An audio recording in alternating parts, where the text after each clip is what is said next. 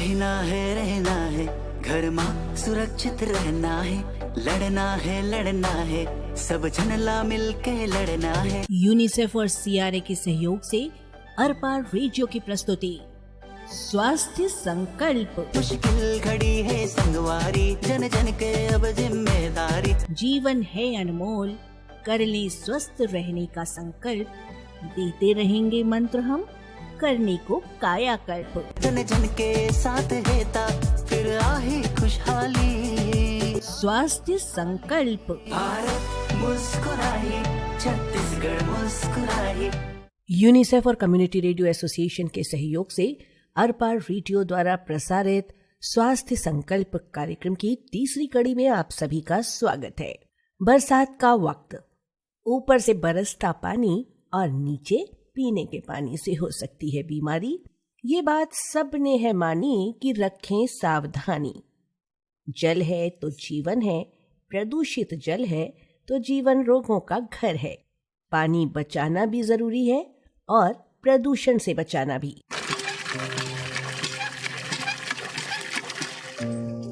दुनिया भर में इस समय करीब 2 अरब लोग ऐसे हैं जिन्हें स्वच्छ पेयजल उपलब्ध नहीं हो पा रहा और साफ पेयजल उपलब्ध ना होने के कारण लाखों लोग बीमार होकर अस्थमा काल का ग्रास बन जाते हैं। ये जल ये न हो जाए ओझल, आओ इसे बचाएं, ये तो है अपना कल। इंटरनेशनल एटॉमिक एनर्जी एजेंसी का कहना है कि पृथ्वी पर उपलब्ध पानी की कुल मात्रा में से मात्र 3% पानी ही स्वच्छ बचा है और उसमें से भी करीब 2% पानी पहाड़ों व ध्रुवों पर बर्फ के रूप में जमा है, जबकि शेष 1% पानी का उपयोग ही पेयजल, सिंचाई, कृषि तथा उद्योगों के लिए किया जाता है। ये जल ये न हो जाए ओझल। अपने भूगोल को इतिहास बनते नहीं देखना है तो पानी की एक एक बूंद को बचाना आपकी भी जिम्मेदारी है। शीतल निर्मल ये कल कल बहता जल, आओ इसे बचाएं, ये तो है अपना कल। जल तो हमारा कल है ही, लेकिन आज के बच्चे कल का भविष्य कितना जानते हैं जल और जल जनित रोगों के बारे में? आइए सुने। क्या नाम है तुम्हारा? मेरा नाम खुशलिन कौर गांधी है। कौन सी क्लास में पढ़ती हो? मैं कक्षा 3 अ की छात्रा हूँ। खुशलिन, अभी बरसात हो रही है, बाहर बरसात में खेलने में मजा आता है? हाँ, मुझे तो बहुत आता है। खेलने को मिलता है कि नहीं मिलता है? नहीं मिलता, क्योंकि कपड़े गंदे हो जाते हैं। सिर्फ कपड़े गंदे हो जाते हैं इसलिए खेलने नहीं मिलता तुमको? और वहाँ पर बहुत बैक्टीरिया होते हैं और बहुत सारे जर्म्स होते हैं, इसलिए नहीं मिलता। तो तुम्हारी इच्छा नहीं होती कि मैं चुपके से छिप करके जाऊँ और दौड़ करके पानी में भीग करके आऊँ, छप छप छप छप करूँ? मैं करती हूँ जब मैं अपने ट्यूशन से आती हूँ और बहुत सारे मड होते हैं, कीचड़ होते हैं, उसके ऊपर मैं जंप, मतलब साइकिल रोड खाली होती है फिर भी मैं जानबूझ के उसी में से जाती हूँ, बस उसमें ही मेरे को अलाउड है। अच्छा तो जितना तुमको अलाउड होता है तुम उतना ही काम करती हो, मम्मी पापा की सब बात मानती हो? नहीं, बच्चे इतना भी सब चीज़ मानते नहीं है, बच्चे तो आधे से ज़्यादा शरारती होते हैं। ओह, तो तुम भी शरारती हो इसका मतलब ना? ऑब्वियसली। तो खुशलीन, ये बताओ कि जो हम पानी की बात कर रहे हैं, बरसात में पानी है, तुमने कहा जर्म्स होते हैं, बैक्टीरिया होते हैं, तो अगर वैसा पानी हम पिएंगे तो क्या होगा? पिएंगे तो हमें बीमारियां हो सकती हैं। तुमको मालूम है पानी के पोल्यूशन के कारण कौन कौन सी बीमारियां होती हैं? जॉन्डिस होता है, कॉलरा होता है। बिल्कुल सही बात, जिसको हम हैजा बोलते हैं कॉलरा को, और जॉन्डिस को हम पीलिया बोलते हैं। इसके अलावा और भी बहुत सारी बीमारियां होती हैं। दस्त लग जाते हैं, पेट में दर्द, ऐंठन होती है, टाइफाइड है, पेचिस है, और डेंगू, मलेरिया, हेपेटाइटिस, ये सब पानी से जुड़ी हुई बीमारियां हैं। उससे बचने के लिए हमको कैसा पानी पीना चाहिए? पानी तो बहुत तरह का होता है, समुद्र का पानी, नदी का पानी, नाले का पानी, घर में नल से जो आता है वो पानी। तो कैसा पानी पीना चाहिए? हमें फिल्टर का पानी पीना चाहिए। तो जिसके घर में फिल्टर है, आरओ है, एक्वागार्ड है, वो लोग तो ठीक है, बाकी लोग बाहर बोरों का पानी पिए। अच्छा, पर ऐसा भी तो कर सकते हैं ना कि हम पानी को उबाल कर पिए? हाँ, उबाल कर पीने से तो जर्म्स मर जाएंगे। हाँ, तो ये वाली बात सारे अपने साथियों को और परिचितों को तुम जरूर बताना कि अगर फिल्टर्ड पानी नहीं पी रहे हैं और बरसात में बहुत पोल्यूटेड पानी है तो हमको पानी को उबाल कर पीना चाहिए, उबाल कर ठंडा करके पीना चाहिए। ठीक है, मैं अपने सारे मित्रों से ये बात शेयर करूँगी। अच्छा खुशलीन, एक बात और शेयर करना, अपने फ्रेंड से नहीं, अपने घर के आसपास रहने वाले लोगों से। तुमको मालूम है सब लोगों ने वो कोरोना आया था जिसके कारण पिछले 2 साल से हम सब बहुत परेशान हैं, तो उसके लिए एक वैक्सीनेशन वाला अभियान चला था, है ना? तो तुम्हारे मम्मी पापा ने, सबने घर वालों ने वैक्सीन लगवा ली थी? मेरी दादी के तो 2nd डोज चल रहा है। तो 2nd डोज के बाद एक बूस्टर डोज और आई है ना, मालूम है? नहीं, मुझे नहीं मालूम। जिसके भी 2nd डोज के बाद 6 महीने हो गए हैं, उन लोगों को अब एक बूस्टर डोज और लगवानी है। ठीक है, मैं अपने घर वालों से और अपने घर के पास रहने वालों से ये बात ज़रूर शेयर करूँगी। बिल्कुल, और बहुत ज़रूरी है क्योंकि कोरोना ना फिर से आने वाला है, बढ़ने लगा है, ऐसा सब तरफ सुनने में आ रहा है। तो उसके लिए बड़े लोग सेफ तभी रहेंगे जब वो बूस्टर डोज लगवाएंगे। ओके, अगर सब बड़े अंकल आंटी दादा दादी लोग ये बूस्टर डोज लगवाएंगे तो कोरोना को हरा देंगे। हाँ बिल्कुल। कंप्लीट सुरक्षा कवच अपनाएं, कोविड प्रिकॉशन डोज जरूर लगवाएं। प्रिकॉशन डोज भी लेनी है जरूरी, कोविड से तभी होगी सुरक्षा पूरी।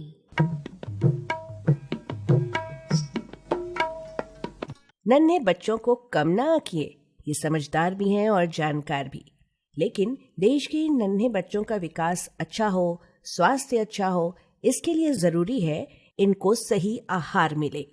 ब्रेस्ट फीडिंग करने वाले बच्चों का संपूर्ण आहार है माँ का दूध, जो 6 महीने के बच्चे तक का हक है।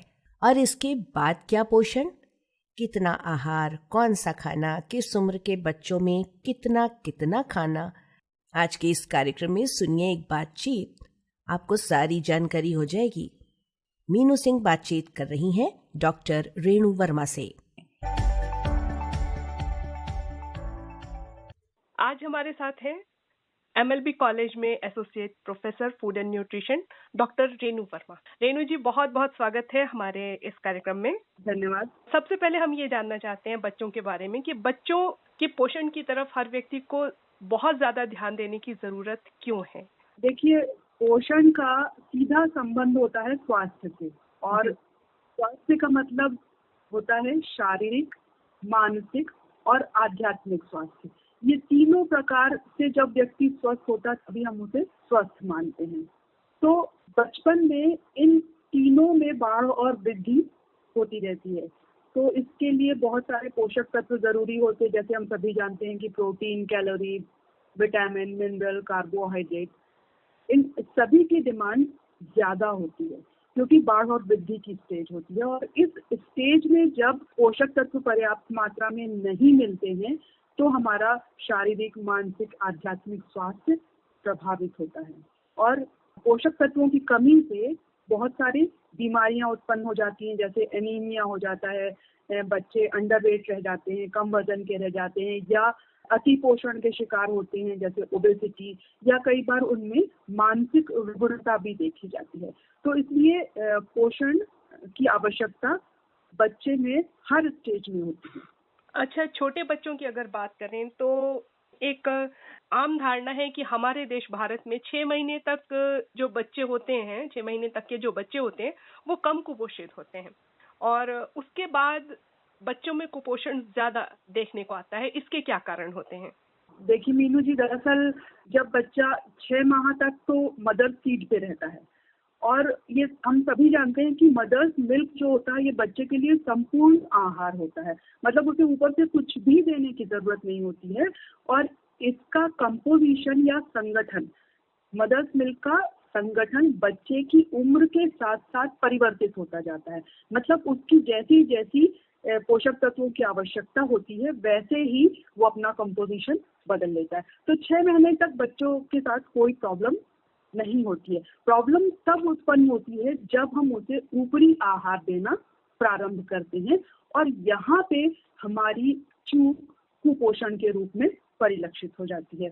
बच्चे के आहार को हमें न सिर्फ टेस्टी और अट्रैक्टिव बनाना होता है, बल्कि हमें ये भी ध्यान रखना पड़ता है कि उसमें सभी पोषक तत्व पर्याप्त मात्रा में हों।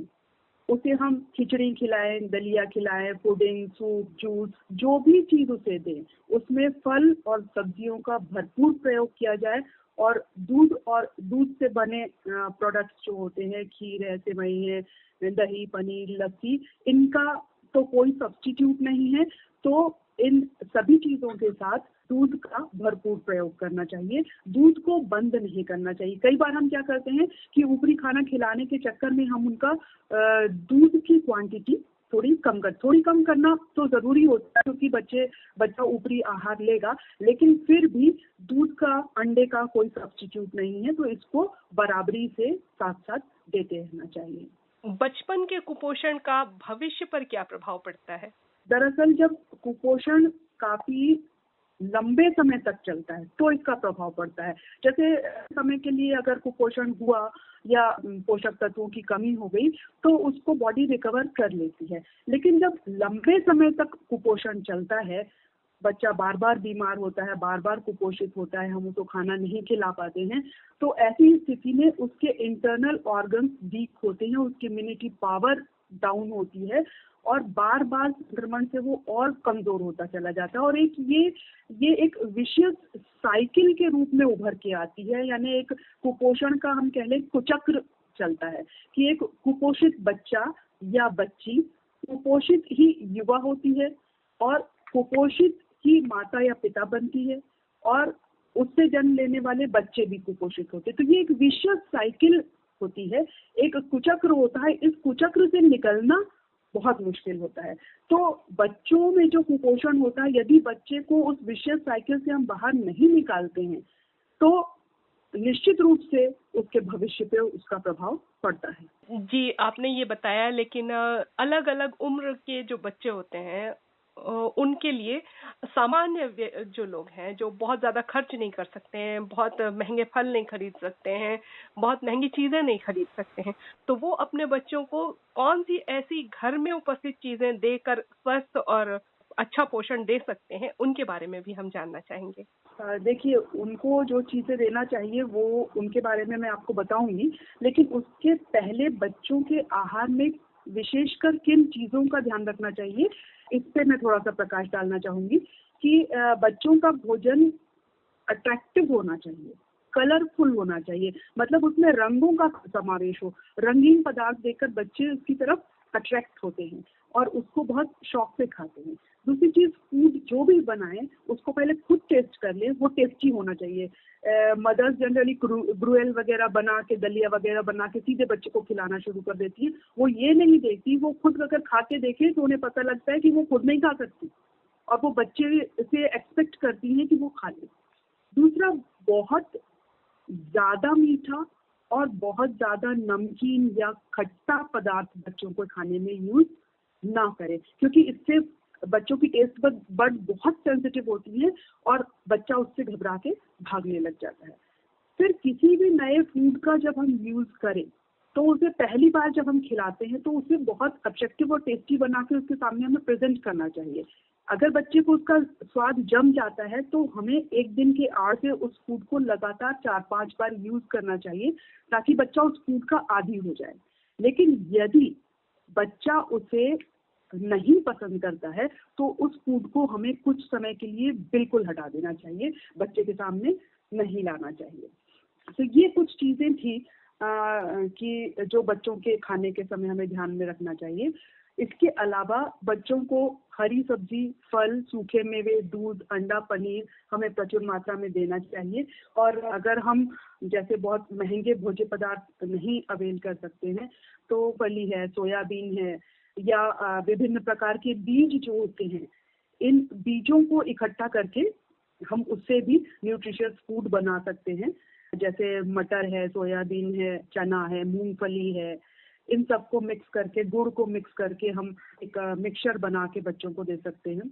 लेकिन डब्बा बंद और प्रोसेस्ड फूड बच्चों के लिए यूज हमें नहीं करना चाहिए, क्योंकि इसमें प्रिजर्वेटिव्स होते हैं और ये प्रिजर्वेटिव्स बच्चे के एंडोक्राइन सिस्टम को डैमेज कर देते हैं, या हम कहें हार्मोनल सिस्टम को प्रभावित करते हैं। और इसी तरह से प्लास्टिक के plate, cup, glass, tiffin, bottles का प्रयोग भी बच्चों के लिए नहीं करना चाहिए, क्योंकि इसमें भी बिस्फेनॉल जैसे जो तत्व होते हैं ये उनके हार्मोनल सिस्टम को बिगाड़ देते हैं, तो इनका प्रयोग नहीं करना चाहिए।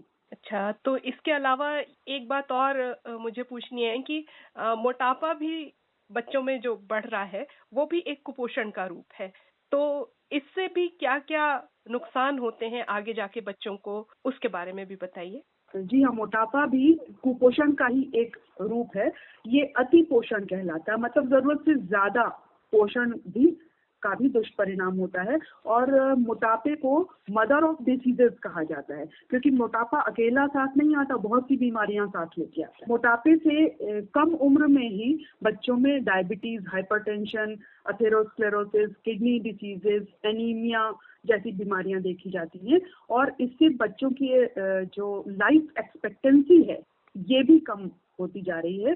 जो मोटे बच्चे होते हैं खासकर इनमें डायबिटीज के केसेस कम उम्र में बहुत ज्यादा बढ़ रहे हैं। तो बहुत ही अच्छी जानकारी आपने दी, बहुत सरलता के साथ आप ने हमसे बातचीत की, हमारे लिए समय निकाला, इसके लिए बहुत बहुत धन्यवाद। डॉक्टर रेणु वर्मा ने जो जानकारी उपलब्ध करवाई आपको इस कार्यक्रम के माध्यम से, इसका फायदा आपको अपने बच्चों का उचित पोषण आहार देने में जरूर काम आएगा। और अब कार्यक्रम में एक बार फिर आ गया है कोरोना वायरस। जी हाँ, हमारे प्रतिनिधि अरुण भांगे जो कोरोना वायरस बनकर लोगों को फोन करते हैं, चलिए सुने आज इनकी कॉल कहाँ पहुंची है। Corona calling. हेलो। हाँ, कौन? मैं कोरोना वायरस बोल रहा हूँ। नमस्ते। नमस्ते सर, कौन बोल रहा है यार? मैं कोरोना वायरस बोल रहा हूँ, बताया मैंने। अच्छा, तो नमस्ते, मैं हैंड सैनिटाइजर बोल रही हूँ। अरे वाह, मैं तो आप कौन बोल रहा है? तो हाँ हाँ, आप बिल्कुल नहीं आते तो बोल कौन रहा है, बताएंगे? मैं कोरोना वायरस बोल रहा हूँ। क्या मजाक चल रहा है? नहीं, मजाक नहीं कर रहा हूँ मैं, बहुत सीरियस मैटर है। ये मैटर सीरियस है, पर आप बोल कौन रहे हैं? मतलब पूरी दुनिया जान गई, आप नहीं जानती मुझे? मतलब मैं कोरोना वायरस से मैं पर्सनली तो कभी भी नहीं मिली हूँ, और ना ही उसका नंबर है मेरे पास, ना मेरा नंबर उसके पास है, तो आपको मेरा नंबर कैसे मिला? आपका नंबर तो मेरे पास है ना, मेरा नंबर आपके पास भले नहीं होगा, और आप भले कभी मिली नहीं, और मैं चाहता हूँ कि आप मिले भी नहीं, और मैं भी आपसे नहीं मिलना चाहता, इसलिए आपको कॉल किया। मतलब मैं आपसे नहीं मिलना चाहता, आप मुझसे मिलना चाहती हैं, मैं आपके पास आ जाऊँ? अरे आप बोल कौन रहे हैं भाई, प्लीज बताएंगे आप? मैं कोरोना वायरस बोल रहा हूँ।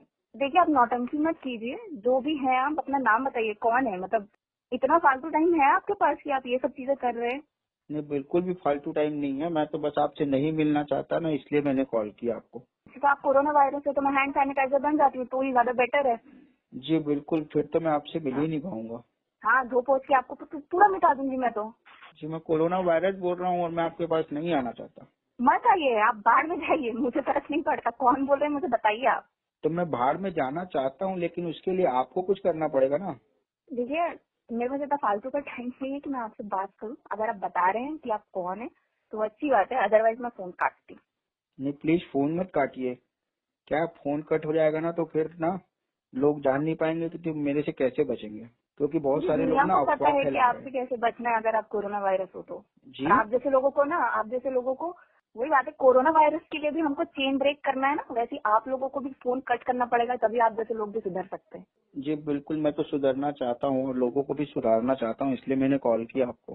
देखिए, मैं आपसे बात पूछ रही हूँ, कौन बोल रहे हैं, प्लीज इज्जत से बता दीजिए मुझे। जी, मैं कोरोना वायरस ही बोल रहा हूँ, और लोग ना बहुत अफवाह फैला रहे हैं और ना बातों को नहीं मान रहे हैं, भीड़ भाड़ में जा रहे हैं, सोशल डिस्टेंसिंग नहीं रख रहे हैं। अरे भाई, तो मैं तो नहीं जा रही हूँ, मुझे क्यों परेशान कर रहे हो? हाँ, तो आप नहीं जा रहे हो ना, आप हाथ तो धो जा रहे हो रहे ना। आप जाओ, उनके पास जाओ, उनके सामने आओ और बोलो।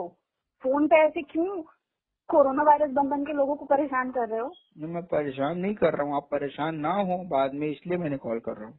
देखिए, कोई मजाक है कि क्या है, मुझे नहीं समझ आ रहा, मतलब हो क्या रहा है ये? नहीं, मजाक नहीं है, बस थोड़े से कुछ मुद्दे की बात करना चाह रहे हैं, आप उसी में अड़े हुए हैं कि बताओ कौन, बताओ कौन।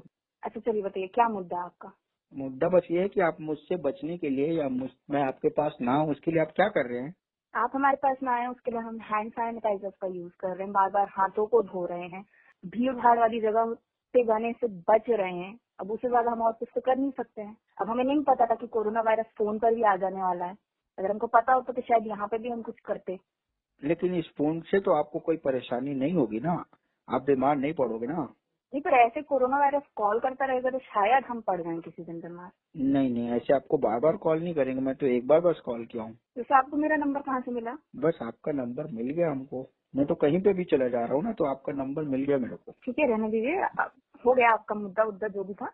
अब मैं फोन कट करती हूँ, ज्यादा बेटर है। सुनिए शिवांगी जी, हम ना अरपा कम्युनिटी रेडियो 90.8 से अरुण बोल रहे हैं और हम लोगों को जागरूक करना चाहते हैं आपके माध्यम से। तो आपका बहुत बहुत धन्यवाद कि आपने हमसे बात की। हाँ जी भैया, thank you so much. Okay. जरूरी बूस्टर डोज भी अब लगवा ही लीजिए, वरना हमारे अरुण भांगे उर्फ कोरोना वायरस का फोन आपके पास भी पहुंच सकता है। और अब चलते हैं शांति और क्रांति यानी सास बहू के घर। आज इनके घर की समस्या क्या है, जरा सुनिए। प्रहसन लेखिका सुमेधा अग्रश्री, प्रतिभागी अनीश श्रीवास, संज्ञा और सुमेधा।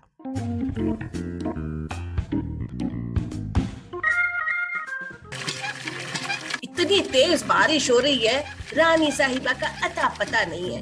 एक तो वैसे ही मेरे को सर्दी खांसी हो रही है, 5 बजने को आए, सब्जी लेने गई है, वही सब्जी बनाने बैठ गई लगता है। गुड्डू भी तो ऑफिस से देर से ही आता है, किसी को चिंता ही नहीं, सब कुछ मुझ बेचारी के भरोसे छोड़ दिया है। कहीं रुक गई है तो फोन तो करना चाहिए ना।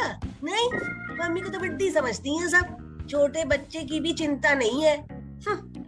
अकेले क्या बड़बड़ कर रही हैं? तू कब आ गई? स्कूटी की आवाज तो आई नहीं। गाड़ी बंद पड़ गई, पैदल आ रही हूँ।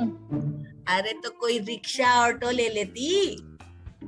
इतनी बारिश में कोई इस तरफ आने को तैयार ही नहीं था ना। अरे तो कहीं रुक जाती, इतनी भी क्या हड़बड़ी मची थी। अच्छा, अभी तो आप बड़बड़ा रही थी, इतनी देर हो गई अभी तक नहीं आई। हाँ, तो ये थोड़ी कह रही थी कि इस तरह झोला घसीटते पानी में भीगते चली आओ, कहीं रुक जाती। हाँ, रुकी तो थी मम्मी जी, फिर जब बारिश बंद होने का कोई आसार नहीं दिखा तो पैदल ही चली आई। बड़ी बहादुरी का काम किया। अरे फोन भी तो कर सकती थी। फोन तो गड्ढे में गिर गया ना, पानी घुस गया, चालू ही नहीं हो रहा। ये लो, अब ये कैसे हो गया? स्कूटी चलाते हुए क्या फोन पर बात कर रही थी? नहीं मम्मी जी, सब्जी बाजार में इतना कीचड़ था कि मैं फिसल गई, बस फोन हाथ से छूटकर गड्ढे में गिर गया। अभी तो सब्जी लेते समय फोन हाथ में क्यों रखा था? मैं सोनू के पापा को फोन लगाकर बता रही थी ना कि स्कूटी खराब हो गई। तो उसने आके सुधार दिया? हाँ, उनका ऑफिस इतनी दूर है, वो कैसे आ सकते हैं? तुझे तो लगा होगा कि फोन लगा लूं और वो फोन पर घुसकर आए और स्कूटी ठीक करके चला जाए। क्या मम्मी जी, मैं कीचड़ से सन गई हूँ वो नहीं देख रही, बस बातें सुनाई जा रही हैं। कीचड़ से सन गई है इसीलिए तो सुना रही हूँ। हर रोज रेडियो में, पेपर में चेतावनी आ रही है कि मौसम में अपना ख्याल रखें, डेंगू, पीलिया जैसी बीमारियां फैल रही हैं। और ये मैडम मडबात करके आई हैं। मडबात? तो और क्या, अपना हुलिया तो देखो जरा, ऐसी हरकत तो सोनू भी नहीं करता है जैसी उसकी माँ आज करके आई है। मैं जल्दी से नहा कर आती हूँ।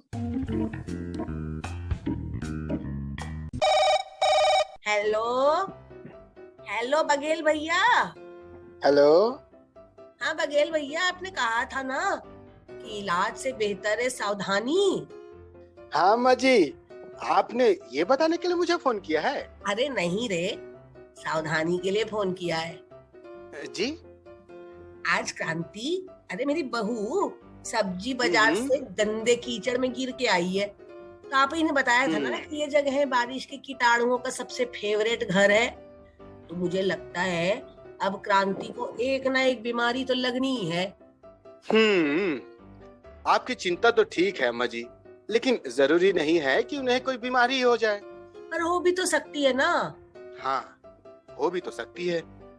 बस फिर आप दवा वगैरह लेकर आ जाइए। अच्छा, उनके कोई लक्षण दिख रहे हैं क्या? अब लक्षण तो मैं क्या बताऊं इसके। अरे अम्मा जी, मैं बहू वाले उन लक्षणों की बात नहीं कर रहा हूँ। फिर? अरे भाई, बीमारी के कोई लक्षण दिख रहे हैं क्या? बुखार, सर्दी वगैरह? ऐसा तो अभी कुछ नहीं दिख रहा। हाँ, तो बस फिर चिंता की बात नहीं है। पर आपने कहा था कि कई बार लक्षण देर से दिखते हैं। अच्छा अम्मा जी, आप भाभी जी को ना एक काम करिए, अदरक और तुलसी की चाय पिलाइए, मैं थोड़ी देर में आता हूँ। हाँ ठीक है, मैं आपके लिए भी अच्छी सी चाय बना दूंगी, ठीक है? ठीक है, ठीक। किसके लिए चाय बना रही हैं? तेरे लिए। अरे वाह, thank you mummy ji. Mummy ji ने नाहा कि परेशान किया आपको वकील भैया? अरे कोई बात नहीं भाभी जी, अरे अम्मा जी के हाथ की मस्त चाय के लिए थोड़ी परेशानी तो मंजूर है मुझे। नाहा क्यों? सावधानी रखने में भलाई है। जी वो तो सही है कहा अम्मा जी आपने। भाभी जी, आपको बुखार, बदन दर्द जैसी कोई समस्या तो नहीं है ना? नहीं वकील भैया, अभी तो ऐसा कुछ नहीं है, पर क्या सचमुच मुझे दवाइयाँ लेनी चाहिए? अरे नहीं भाभी जी, दरअसल क्या है ना, बरसाती बीमारियों से बचने का ना सबसे अच्छा उपाय है साफ सफाई, और वो तो आप रख ही रही हैं। तो इसे कोई बीमारी नहीं होगी? आप क्या चाहते हैं कि मुझे कोई बीमारी हो जाए? अरे नहीं भाभी जी, अरे दरअसल वो आपकी बहुत परवाह करती है ना, इसलिए बार बार पूछ रही है। हाँ वही तो। भाभी, आप रसोई में उबला या फिर फिल्टर का पानी इस्तेमाल करती है ना? हाँ। बाहर का कुछ भी ऐसा खाना उपयोग में नहीं करती जिसमें गंदा पानी मिलाए जाने की संभावना हो? हाँ बिल्कुल। अपने घर के आसपास बरसाती पानी इकट्ठा नहीं होने देती? बिल्कुल हाँ। और आप सोते समय मच्छरदानी इस्तेमाल करती हैं? जी बिल्कुल हाँ भैया। अरे तो फिर मजाल क्या है बरसाती बीमारी का कि वो आपकी तरफ देख भी सके? सुना मम्मी जी, मुझे कोई बीमारी नहीं होने वाली। तो ठीक है, इसी खुशी में तू अदरक वाली चाय बना, बघेल भैया को पिला। हैं? पर वो तो आपके हाथ की चाय पीने आए हैं ना? हाँ, पर लगता है मैं कुछ काम नहीं कर पाऊंगी। आज सुबह से मेरे हाथ पाँव में जरा दर्द है। हाथ पाँव में दर्द? हाँ, थोड़ी कमजोरी सी लग रही थी। बुखार भी है क्या मम्मी जी? हाँ, हल्का सा बुखार सा लग तो रहा है। अरे फिर तो अम्मा जी लगता है आपको कोई बीमारी लग गई है। अरे कोई क्या, अब तो जांच से ही पता चलेगा। डेंगू, मलेरिया, पीलिया, हैजा, टाइफाइड। अरे चुप कर, बीमारियां बढ़ाती चली जा रही है। मुझे कुछ नहीं हुआ है, रुक जा, मैं भी चाय बना कर लाती हूँ।